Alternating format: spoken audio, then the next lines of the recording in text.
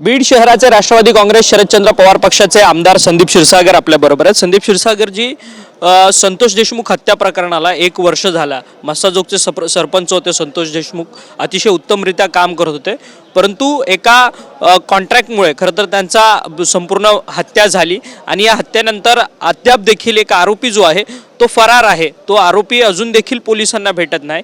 ही संपूर्ण शोकांतिका आहे का, अपयश आहे का पोलीस खात्याचं? हे नाही, ह्याच्यामध्ये काय आहे, मागच्या वेळेस पण तुम्हीच मला प्रश्न विचारला होता आणि तेव्हा पण सांगितलं होतं मी की जेव्हा वाल्मिक कराड हे 20-25 दिवस जे काही फरार होते त्या काळामध्ये त्यांचे CDR जर तपासले आणि त्यांचा वरदहस्त कोण होता त्याच्यामध्ये, आणि ते समोर सगळ्याच गोष्टी येतील।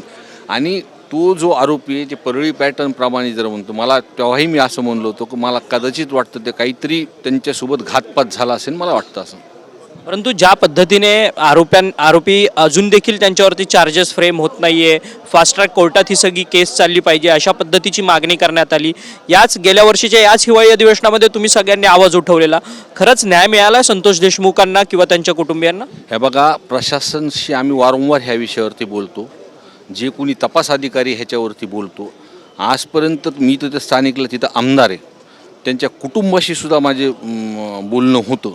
आत्तापर्यंत ते ट्रॅकवरती आहे। जर चुकीचं काही जरी वाटलं आम्हाला तर आम्ही स्वतःच रस्त्यावरती उतरणार आहेत त्यामध्ये। परंतु ज्या पद्धतीने जो मुख्य आरोपी या सगळ्या हत्या प्रकरणामध्ये आहे त्याचीच कमी काही नेत्यांना भासते आणि तशा पद्धतीची वक्तव्य जी आहे ती काही राजकीय व्यासपीठावरतून होताना पाहायला मिळतात। कशा पद्धतीने पाहता या सगळं? नाही, हे चुकीचं आहे।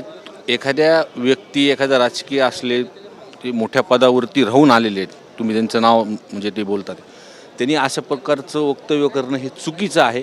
कोण का ते मग गुन्हेगारीला कुठंतरी हे करतात, पुढाकार देतात असं वाटतं। परंतु संतोष देशमुख हत्या प्रकरण आता 1 वर्ष झालेलं आहे। आज ह्याच अधिवेशनामध्ये तुम्ही अनेक म्हणजे जबरदस्त भाषणं केलेली होती आणि ह्या सगळ्या प्रकरणाच्या जो काही आरोपी असेल त्याला पकडा अशी मागणी तुम्ही केलेली होती, परंतु 1 वर्षानंतर ही प्रोसेस स्लो पडली आहे का? ही प्रोसेस संथप गतीने सुरू आहे का?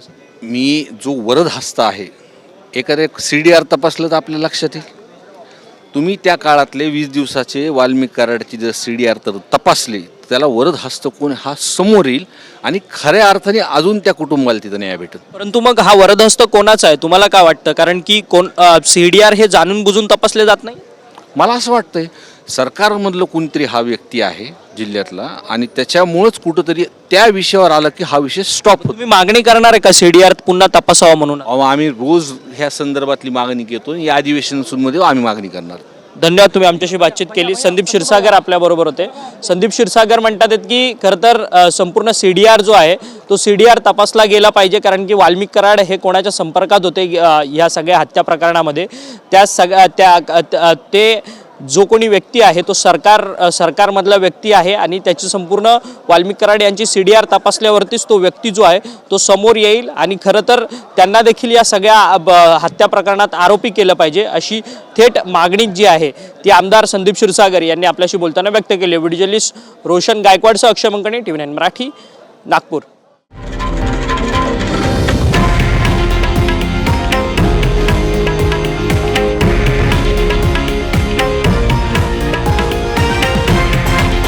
हे आहे देशातील नंबर 1 न्यूज नेटवर्क आणि आपण पाहत आहात TV9 मराठी, एकमेव।